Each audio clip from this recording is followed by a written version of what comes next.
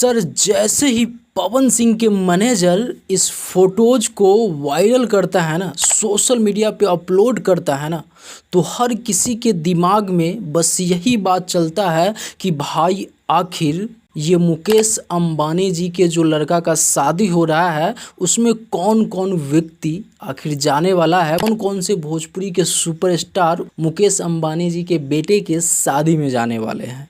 12 जुलाई को शादी था।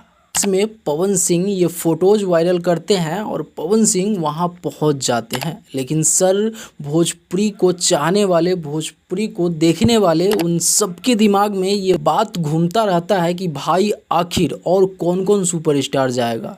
तो सर मैं आपको बता दूं कि फर्स्ट में तो पवन सिंह चल ही गए, लेकिन सेकेंड में खेसारी लाल यादव जी और थर्ड में अक्षरा सिंह। सर ये तीनों सुपरस्टार को इनवाइट किया गया था।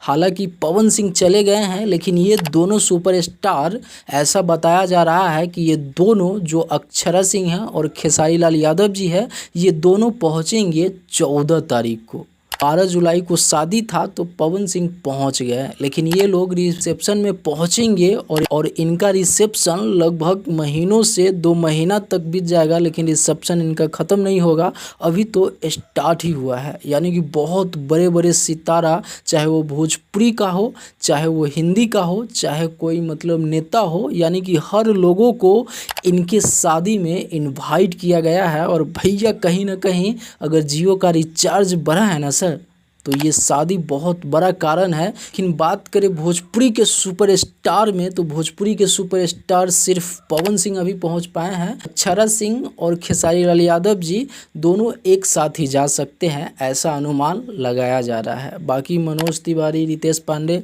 इन सब को इन्वाइट नहीं किया गया था। मुकेश अंबानी जी पर्सनली खेसारी लाल यादव जी को और अक्षरा सिंह को और पवन सिंह जी को, ये तीनों लोगों को इनवाइट किए थे और इनके घर पे कार्ड पहुंचाए थे। हालांकि इस पे आप क्या सोचते हैं? आप कुछ कहना चाहते हैं तो नीचे कमेंट बॉक्स खुला है, वहां पे जाके एक प्यारा सा कमेंट जरूर कीजिएगा। फिर मिलते हैं कोई अगले बड़ा वीडियो के साथ, तब तक के लिए मैं सोनू आप सभी को नमस्कार।